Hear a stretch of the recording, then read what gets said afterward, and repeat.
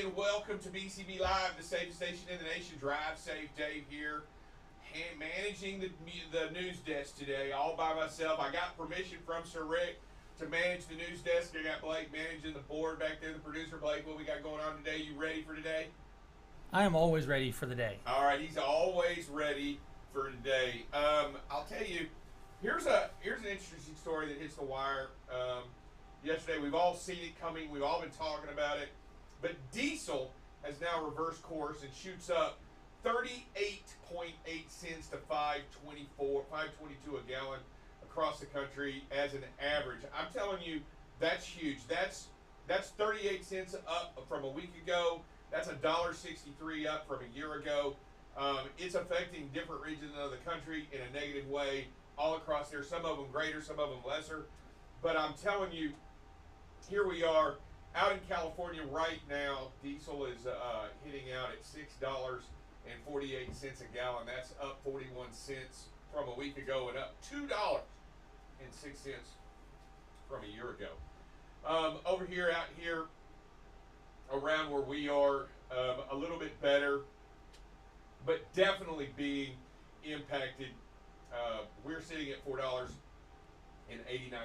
up 34 cents from a week ago. So definitely the impact is being shown out of the Gulf states, West Coast, in the Northeast. It's also up. I'm telling you, all of this is in the release of information from OPEC, stating that they will reduce output by 2 million barrels a day. The futures are scrambling. Energy is once again making frontline news and reacting accordingly. Also, you know, with the advances by Ukraine in that region of the country, pressing on Russia and its losses, making it very difficult for them to save face, Russian face. I'm telling you, we are entering a tense moment in the war like we haven't had before. You know, as Ukraine continues to have victory after victory, it presses this regime in Russia in kind of backing them into a corner, and the allies in the West and the G7 conference and everybody is basically poised to say, don't do it, don't do anything drastic, and don't do anything stupid. So it has forced Putin over the last couple of days to use conventional missiles to just pummel the regions of the Ukraine across there like it hasn't been since the opening of the war, hitting a lot of civilians. I'm telling you, Blake, what it's doing is it's creating a lot of unknowns in the region. And when we have a lot of unknowns in the region, especially from this type of stuff, we see a raise in rates on fuel and energy prices. They don't know. These foreign markets are being hit negatively, and this idea, and I'll tell you, the tightening of the valve over there in Saudi Arabia is an OPEC countries, the UAE, Saudi Arabia, and Russia, a member,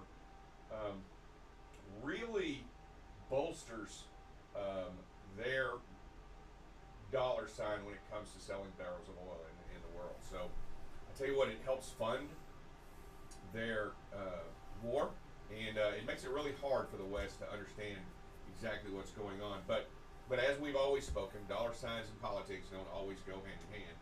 And we've got to really watch what's going on out there. But here, negatively being genuinely impacted, as I've said, right here in the United States, diesel is up. Gasoline is also up.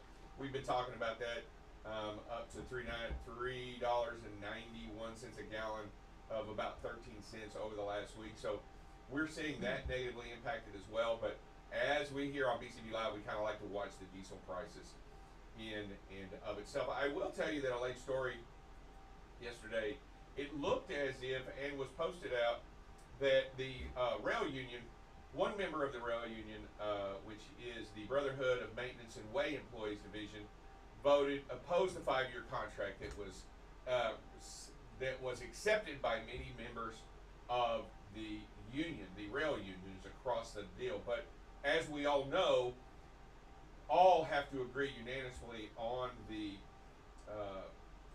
deal.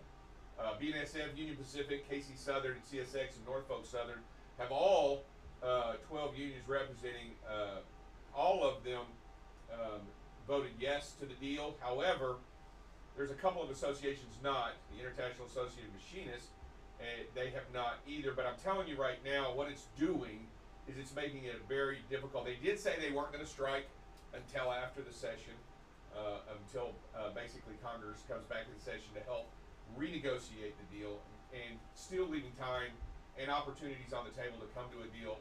I think it's important that we pay attention to what's going on. I don't know that they're asking a whole lot. I think their main complaint is, from what I read in several of the articles, is quality of life, and that has to do with paid time off, in a sense, to be able to have better access to time off for sick days and doctor visits or whatever. So they're actually looking for a little bit better quality of time off in that regard.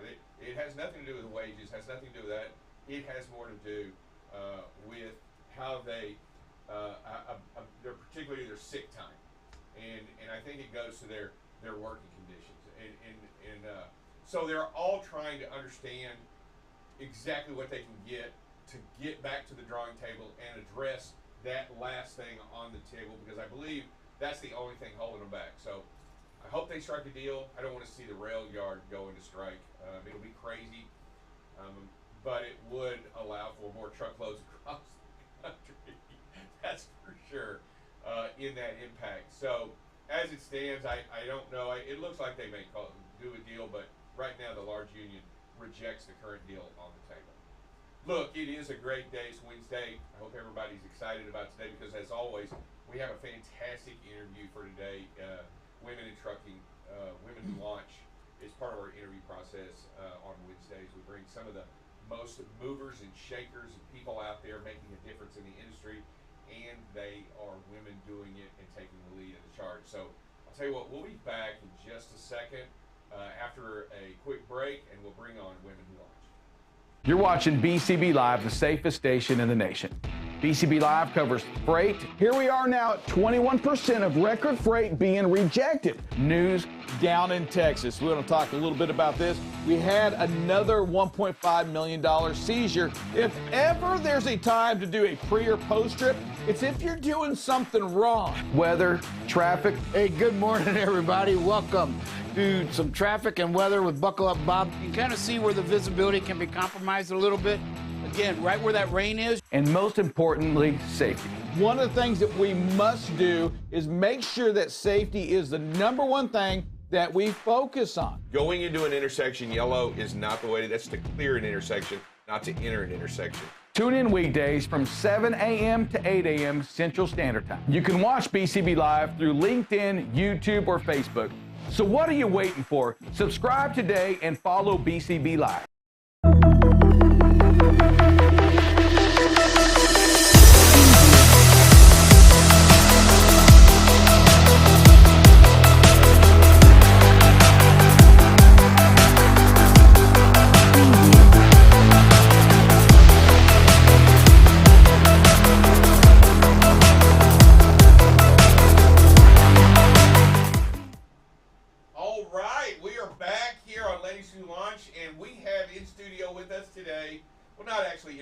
Virtually in studio, we have Clarissa Hawes here, senior editor and investigative reporter at FreightWaves.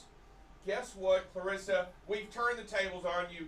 You aren't asking the questions anymore. It's Drive Safe Dave asking you the questions today. How are you doing? Good. Thanks for having me on the show. And yes, it's hard to be on the other side, to know what you're going to ask. So I look forward to it. Okay, so let's just start out with you. I mean, this is what this show's about. Let's start out with you. Obviously, you got into journalism, right? And you were with a couple of trucking companies. How did you get into trucking? Well, actually, the Owner-Operator Independent Drivers Association is located in my town, and that's where they have a publication called Landline Magazine and Landline Now. And so I applied, for a job, and, I admitted that I knew very little about trucking, but I was willing to learn.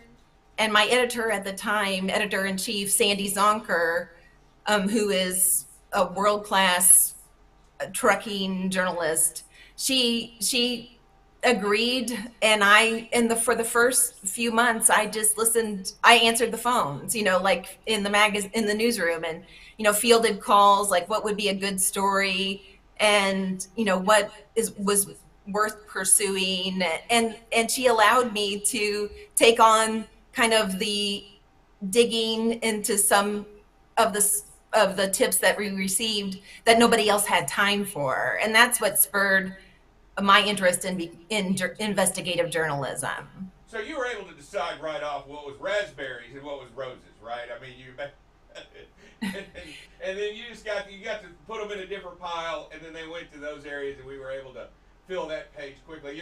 I've enjoyed that magazine over the years. Been a recipient of it for over the years. So fantastic to know that's where you came from. So how did you get to Freightways? Well, I worked at Landline for about 10 years, and Sandy was retiring and at the time. And so I was looking for to expand, do more of the daily news, and Freightwaves was kind of an up and coming, news outlet where I didn't know a lot about them, but I was kind of at the time they had one reporter and he was putting out this newsletter, and they were tackling some subjects that that other trucking outlets weren't covering, and that's what drew me to it. And Craig Fuller, who is the CEO and founder of Freightwaves, gave me plenty of running room to kind of pursue stories that I was interested in. So, and as we talk, I mean, I get the impression that really it's not the technical part that drives you to the story, it's more of the personal that drives you to the story, correct? Yes, the human interest side, in talking and telling stories that may not be told had, like somebody reached out, and then it's the building the trust with them, as some of my sources are anonymous, and you have to really be able to field out a disgruntled maybe employee versus someone that has a story to tell. And so that's how I've kind of built my network over the past 15 years, is talking to drivers, and I still have them as sources 15 years later that still feed me information, and are know parts of the industry that I will never know because I don't have a CDL. I'm not a truck driver, but I feel privileged that they allow me to tell their stories. What's a key fundamental to be a good storyteller? Honestly, I mean, you do it for a living, so you must have some insight as to what it takes to be a good storyteller. Yes.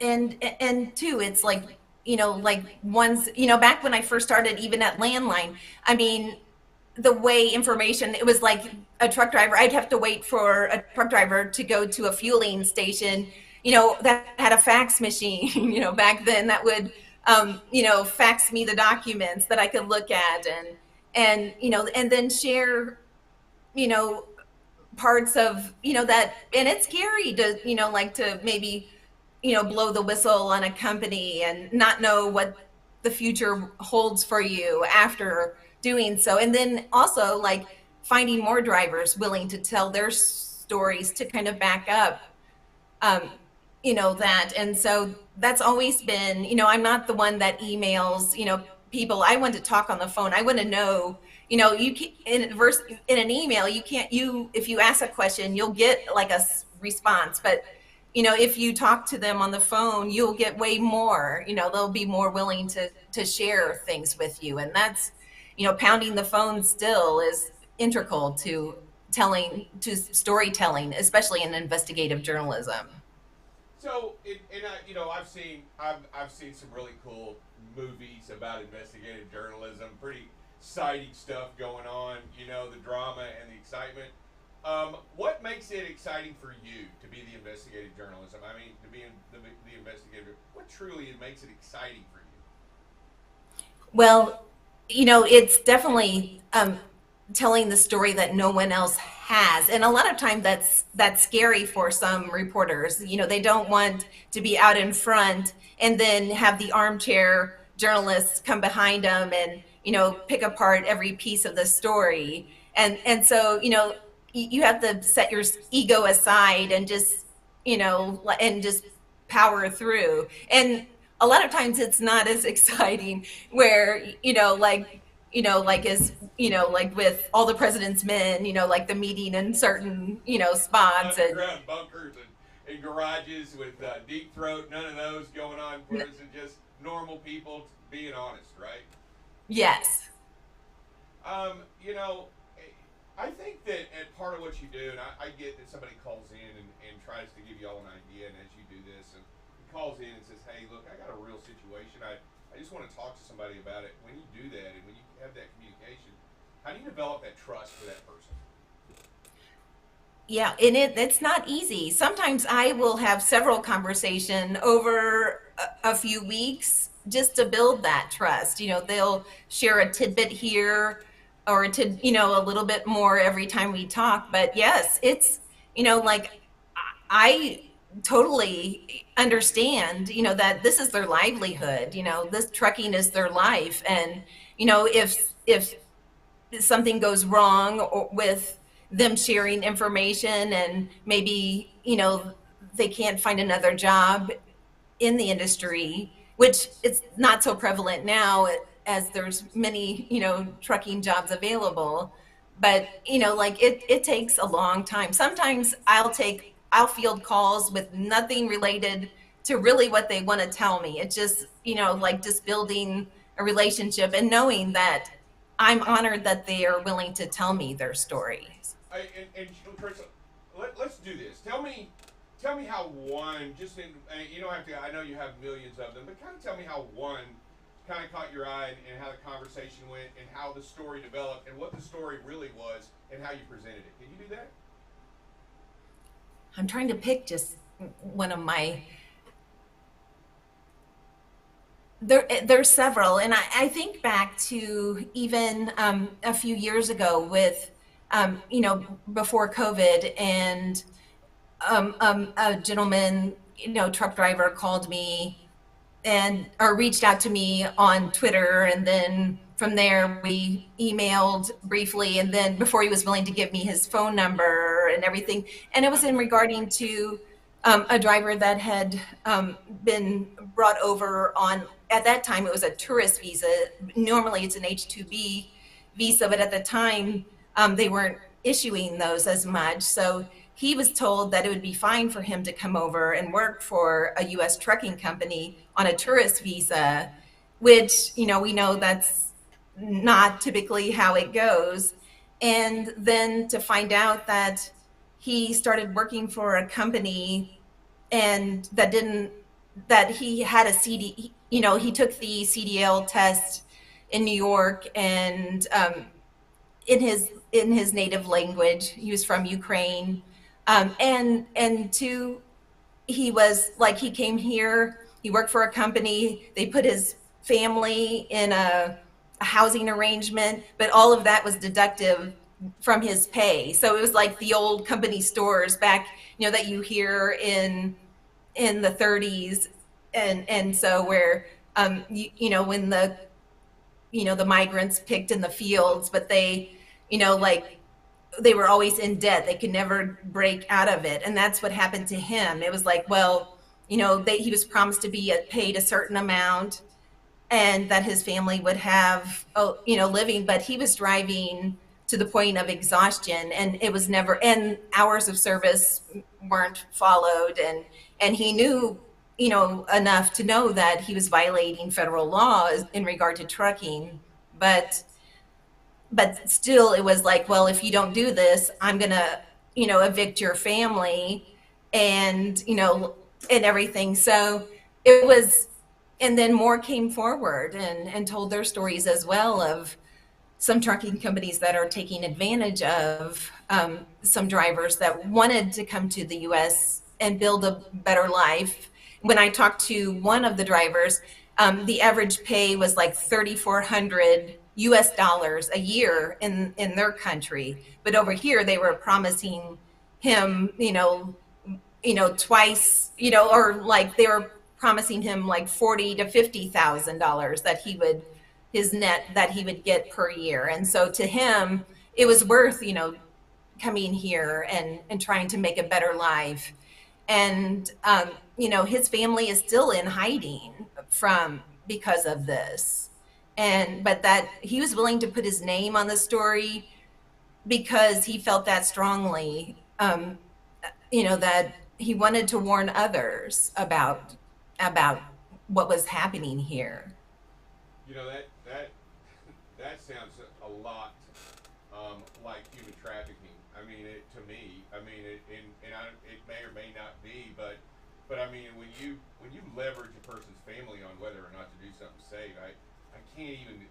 It's hard to believe that we allow that in this country, and that it goes unnoticed. And I'm glad that you shed light on some of these stories out there, because I can tell you, for me, if I get it, if there's something going on and I call you and I'm a little trepidatious, one of the reasons why I might be trepidatious to tell you anything, you might pick up the phone and call the boss, say, hey, I got a story here, is it true? And obviously it would lead right back to me, right?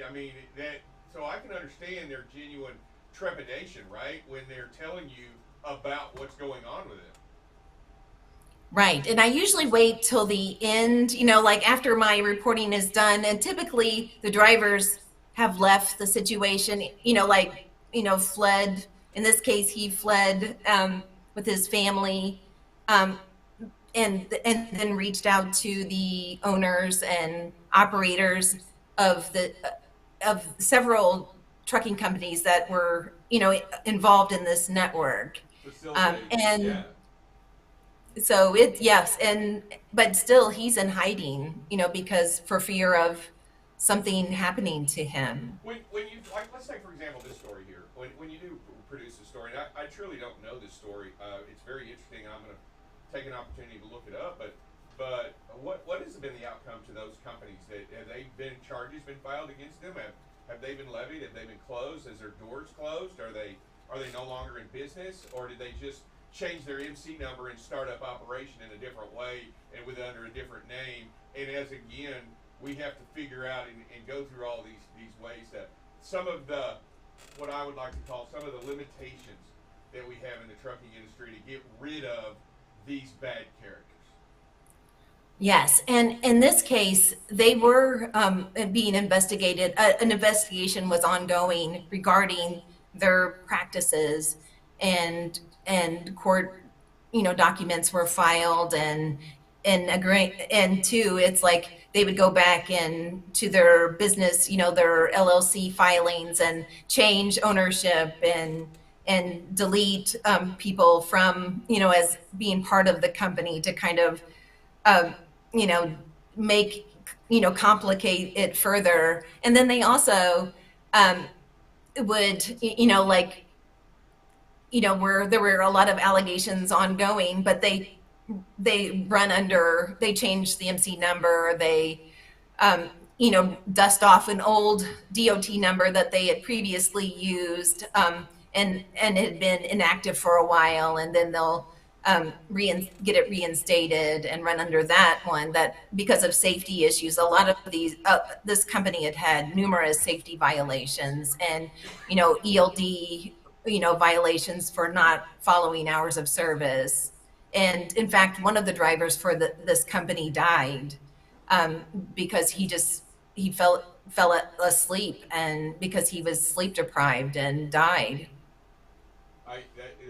That is tragic, and obviously there's got to be some inward sense of there's got to be something about it when you do release the story and you do help to affect change. There's got to be something inside you that loves to continue to do this, right? You've got to have a certain feeling of pride knowing that you're affecting change, right? You're obviously helping to affect positive change in this story. And then more come forward, and I want to tell their stories. And a lot of times it's not like how they show on TV, how it's just so fast. You collect this information so quickly and just can, put the story together. It takes weeks and months sometimes to to put all the pieces and to get, to finish one, but then it's like more come forward and you want to tell their stories. And so, how do you prioritize all of the people that you want to help? And I always say my raft is full, like it's getting full. Like if it's too full, I'll sink, so I have to, prioritize stories. And sometimes the ones, I really want to tell, it takes a little longer than what I want and what they want as well. I can see how that can quickly, I can snowball out of control, because if you're helping one person, you are able to tell their story and help affect change in their life. Others may run to you for the same reason and want to have you kind of have a similar effect of change in their lives, right? I mean, obviously, you rescue a person from the water, you're obviously a good swimmer, and we want you out on the beach watching us, right? And we want you out there telling the story and making sure that we don't drown, right? Right. Did you have so let's talk a little bit about the industry before we go. How have you been you talked 10 years over at Landline, years over your Freeway, and you've been in the industry a while. Tell me two things. Number one, what has been the greatest change that you've seen in the industry since you started, from your viewpoint? And what is it and what would you like, and what else would you like to see? Gosh, that's a hard question. There's been a lot of positive change in the industry. I do think, like the ELD issue has definitely been controversial, with some, not wanting to, run under certain conditions, and, and wanting to run, when they want to drive when they're, during the time periods when they are, when they're awake and they're most alert versus when the clock tells them that they can drive. But then there's others that, formerly worked for companies that push them past their limits. And so, they say the ELD has helped them, like where they can say, I can't drive, like anymore. And so I've talked to a lot of owner operators, old school drivers that knew, that in the industry 45 years, that knew what they were capable of. And so this is definitely kind of was a setback for them in that sense. Yeah, I understand you got that when it comes to ELD. I've been an old school truck driver right here, and then saw the advent of ELD. I truly believe it just leveled the playing field for all. Both new entries. I think as we move forward, we can't allow ourselves. I'm going to lie to myself that I'm fine, more than you possibly can imagine. I've done it too many times out there on the road. Oh, I'm fine. I'll be fine. Another 200 miles. I'm good. And I get it. I understand that. Where would you like to see as we move forward in the industry? I'll tell you one thing for me is I'm excited to see women, smart, talented, embracing this industry like never before.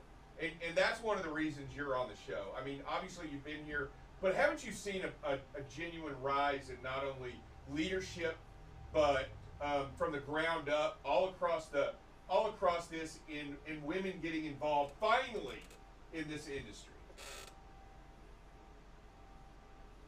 Absolutely. And I know you've had Ingrid Brown on the show, and who is, I've known her since my first day at Landline, 15 years ago. Like, she was the first person that I met. She had come into the office for something, and I was like, I know nothing about anything, so I'm going to ask a lot of dumb questions, about, women in trucking that are just, that she is a force. And she was so positive, and still to this day, we talked, yesterday about something, and, some people, they'll be like, that's a really dumb question, please don't.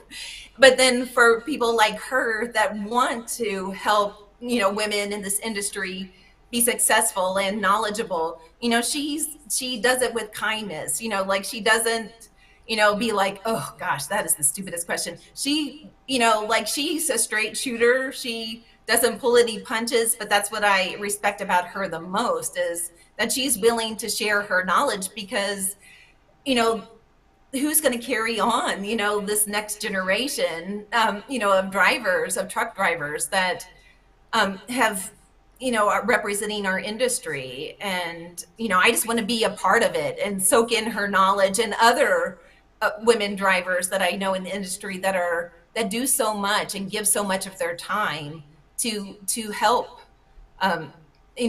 pave the way for, journalists like me to share their stories. And as we sit here and we talk about it, there's obviously been an increase in women drivers in the industry, and I'm telling you, excited beyond measure by their talent and their brains and their abilities, because I truly came from a time when it was a man's, it was more of a man's deal. Not saying that women they just weren't as welcomed as they are now, and they're not only welcomed, they're sought after now. You get that, right? Women in trucking are looked for, and they're challenged, and we want them here because they bring to the table another viewpoint that was missed, that was not here, that we did not have, and they're bringing it to the table. And what you're talking about, Ingrid, is the very thing that we've been missing for years. And I think, because who else is going to say, well, that was a dumb question? It was probably my boss from 10 or 15 years ago, right? But I'm just saying, it's great to know that there aren't any dumb questions, right? That there are challenges that we've all got to face, and to bring these people in here and to see that, awesome. Thank you so much for that. Hey, we look forward to the good stories. We look forward to you going out there and beating down and finding the good stories. I challenge you to use women as an example going forward and finding their stories and telling their stories. Man, I look forward to that from you, and I could look forward from everybody looking to read your articles as we move forward at Freightways. Do me a favor, if anybody wants to reach out and give you that next big tip, how do they do that, Carissa? Sure. You can reach me at chaws@freightwaves.com, or on Twitter. You can send me a DM at cage_writer. And so I check those as well. LinkedIn and all these other places they can find you as well out there running around. Yes. So I'm on all the channels. She's on any channel that you tune to find there and contact Clarissa. Look, Clarissa, we want to thank you. Hey, before you get out of here, I want to make sure that everybody knows, I ask all my guests to state their name, who they're with, and you're watching BCB Live, the safest station in the nation. Can you do that for me? Sure. You're on BCB Live, the safest station in the nation. All right. Thanks, Clarissa. Hey, have a great, wonderful day. We'll have you on again soon. I do appreciate it. And let me know, hey, I asked this of you before we go. The next big story you break, will you bring it here too?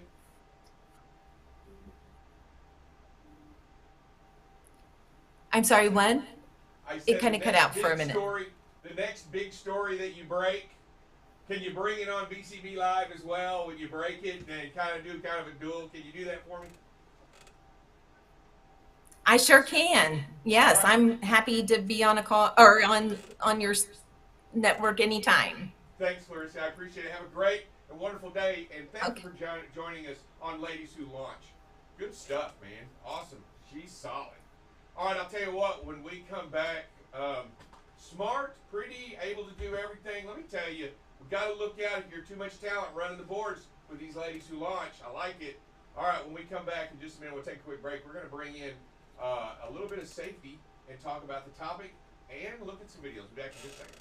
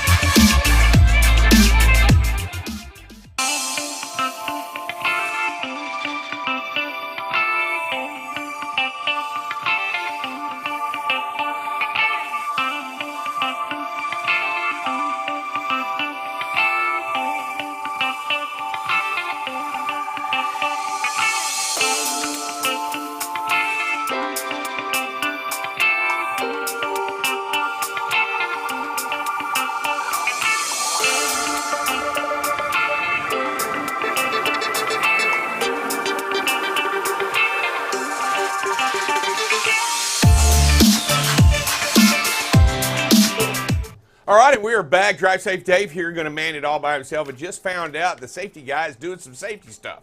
Funny how that works. So we bring in our expert safety guy, and he needed to handle some hot safety stuff right at this very moment. So I'm going to talk a little bit about the topic. And guess what, Blake? I'm bouncing it off of you. Are you ready? I'm going to bring it. I'm throwing it at you. I've got everybody out there out there in the land of the internet, but I've also got you right here in studio. So here it is. We've been talking all week a little bit about tailgating and the dangers of following too close, right? Absolutely. Let me tell you right here. So we talked a little bit on Monday, tailgating severely limits stopping time, and number 2 was tailgate limits vision. Can you guess what today is? No. Tailgating has the potential to cause road rage. This is because tailgating is typically viewed as an invasion of space by the driver being tailgated. The tailgated driver may intentionally hit his or her brakes and retaliate or in other ways, like slowing down or using a hand gesture of some sorts, or brake what checks. have you do what or brake, and that's what he said, or brake check. But I'm telling you, you can't. And yes, it may cause road rage on both sides, right? Absolutely. You're looking at the guy behind you. If you stay slow or hit the brakes, that guy may get mad. He's obviously mad already because you're going too slow, or she or whoever it is going too slow, that they feel is going too slow, so they feel like they're being impeded by somebody. They're in the way. Right. So they may get frustrated or angry and may drive erratically. The person being tailgated may get intimidated and also may feel upset or pushed or pressed by their personal space, and they may do something erratic. And they may utilize the vehicle in a negative way. I'm here to tell you that's what we're talking about here in the dangers when it comes to driving too close. What it does is it can set off both parties in a negative way. And here is the caveat to that. It can create a danger of such a sort that it may provocate them to utilize their vehicle as a weapon. Yeah. Which is illegal. It's not only illegal, it's horribly dangerous, and you know what? It is the worst thing you can do. If it is a car, it's a 4,000-pound vehicle. If it is a big truck, it's an 80,000-pound vehicle that you're going to use as a lesson maker. I'm telling you, that's not the way to do it. It's not the safe way to do it. It's not the best way to do it. And I'll tell you, it's the hard. And here it is, Blake. Let me ask you a question. What's the hardest thing to do in life? The right thing. Okay. Would you agree to that? Sometimes the right thing is the hardest thing to do. Sometimes, yeah, honestly it is. Yeah, my dad told me. Yeah, you know what? If it's too easy, it's probably not the right way to do it. Okay, right, okay. It's too easy. You're probably not doing it the right way, or you're not doing it the best way. I've actually told my son that same thing. Yeah, and herein lies what we're talking about. Here's the part that we're getting at. When we talk about running too close to one another, tailgating, it may seem innocent enough that you're trying to get by and you come up behind somebody, but it can create so many dangers. Number one is it's not driving smart, right? You got to have that space, that cushion between you and the vehicle in front of you. But if you're doing that, if you're closing in on the gap on the vehicle in front of you, you are making it dangerous for everybody. And you know what? In the back of our minds, we all know it. Everybody knows it. Yeah. Everybody knows it's dangerous. And how many times have you looked in the rear view and not been able to see the license plate of the vehicle behind you because they're too close? Several. Actually, I was talking to Double Check Dale about an incident with me last week. Yeah. And how well I did not handle it. Yeah, and that's what we're talking about here. We're talking about what happens after something so innocent is coming up behind somebody and you're not paying attention and you get too close, and then all of a sudden we get these moments. And these moments can consist of an accident that may occur. We also get these moments where somebody may feel uncomfortable right away. whether it be the person in the front or the back, or somebody may get frustrated or angry. And then what happens after that becomes the worst cases in all, and that's when the vehicles are used to teach the lesson. They can't be. You've got to understand these vehicles were made to drive and to drive them safely. There is a problem and an epidemic in this country of unimaginable because we can't really fathom that 45,000 people died last year. We can't imagine that in our heads, that 45,000 people died last year, hundreds of thousands of injured out there on the roads and highways. And we as a company, as a industry, as a person, as anybody in this industry has to understand and truly be the person that makes a difference. And you say, well, I was in a hurry. I'm on my way home. On my way home. It shouldn't matter because... When is it going to be enough? How are we going to change the way we look and view at these highways? How many people, we talk about advocacy groups. We talk about Mothers Against Drunk Driving. We talk about these other people, these things that go out there, and these people that come on the show and talk. And I'm telling you, most of them have gotten involved because something tragically has happened in their lives. Absolutely. And they don't want it to happen to somebody else, and they go unheard. They go unlistened to. Their voice is missed. We, for whatever reason, feel like it can't happen to us, and the numbers say otherwise. 45,000 people last year. Last year, 45,000 people.